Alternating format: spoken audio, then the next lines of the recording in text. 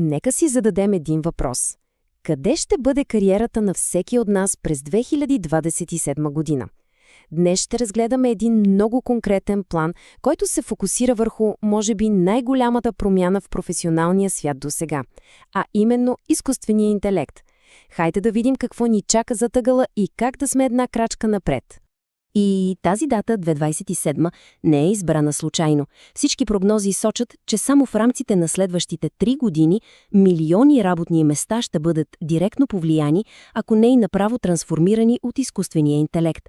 Не, това не е някакво далечно бъдеще от научната фантастика, а промяна, която се случва буквално пред очите ни и то с бясна скорост. И тук, разбира се, идва големия въпрос – от коя страна на тази промяна ще се окажем? Защото тук не говорим просто за нова технология, става дума за бъдещето на всяка една кариера. А залогът е наистина огромен. Добре, нека започнем с по-трудната част. Кои са професиите, които вече усещат най-силен натиск? Данните са доста ясни и очертават картина за няколко сектора, които, така да се каже, ще го отнесат първи. Хайде да видим кои са най-уязвимите роли. Първи на линия са административните и асистентски позиции. Помислете за задачи като организиране на графици, писане на имейли, обработка на документи. Всичко това вече се върши с абсолютно невероятна скорост и ефективност от интелигентни AI асистенти. Веднага след тях идва базовото счетоводство. Въвеждането на данни, обработката на фактури, съпоставянето на сметки – това са все повтарящи се рутинни задачи, които са сякаш създадени за автоматизация. AI-системите вече ги правят не само по-бързо, но и с по-малко грешки.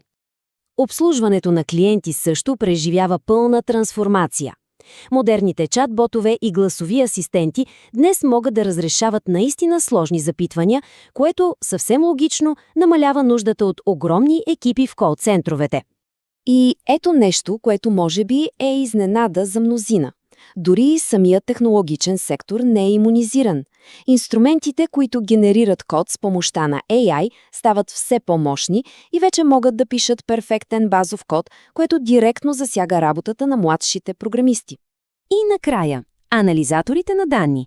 В свят, който буквално се дави в информация, човешкият капацитет за анализ си има лимит. Изкуственият интелект може да пресее милиони редове данни за секунди и да намери скрити връзки, като просто остави анализаторите без тези инструменти далеч назад. И ето тук е повратната точка. Виждаме двете страни на монетата. От едната страна са професиите, чието бъдеще е меко казано несигурно.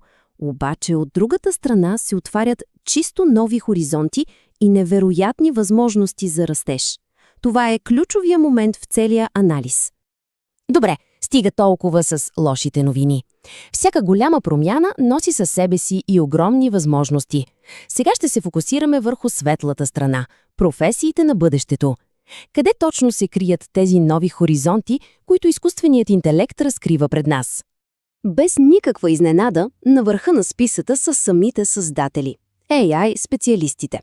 Инженери, изследователи, разработчици. Хората, които строят, обучават и поддържат тези сложни системи. Търсенето за тях ще бъде просто астрономическо. Колкото по-умни и свързани стават системите, толкова по-големи всъщност стават и рисковете. Точно за това експертите по киберсигурност ще са от абсолютно критично значение. Тяхната работа ще бъде да пазят цялата AI-инфраструктура от все по-хитри и сложни атаки. Добре, но какво става, ако защитата все пак бъде пробита? Тук на сцената излизат дигиталните детективи, експертите по съдебна киберсигурност. Тяхната работа е да разследват кибератаки, да събират дигитални доказателства и да откриват извършителите. И тук ръка за ръка с тях идват и експертите по съдебен анализ на данни. Ако кибердетективите търсят престъпника, то тези специалисти са нещо като дигитални археолози. Те са тези, които могат да възстановят изгубени или повредени данни след инцидент. И последно, но със сигурност не по важност, интеграцията на AI в традиционните сектори. Финансовите анализатори, които овладеят AI-инструментите, ще могат да правят в пъти по-точни прогнози и да управляват риска по-ефективно от когато и да било. И така видяхме заплахите, видяхме и възможностите. Но какъв е моста между тях? Как се преминава от едната колона в другата? Финалната част на нашия анализ е посветена точно на това – един конкретен план за действие, състоящ се от 3 ясни стъпки, които могат да превърнат тази огромна промяна от риск в възможност. И ето го и планът, сведен до 3 основни стъпки. Първо и може би най-важното е да приемем реалността. AI-трансформацията не е просто хипотеза. Тя се случва сега. Второ, да се насочим стратегически, да идентифицираме растащите сектори, които току-що разгледахме. И трето, най-активната част – да се предприеме действие. Целенасочено да се инвестира в умения, свързани с изкуствения интелект. И ще завършим с една мисъл, която обобщава всичко.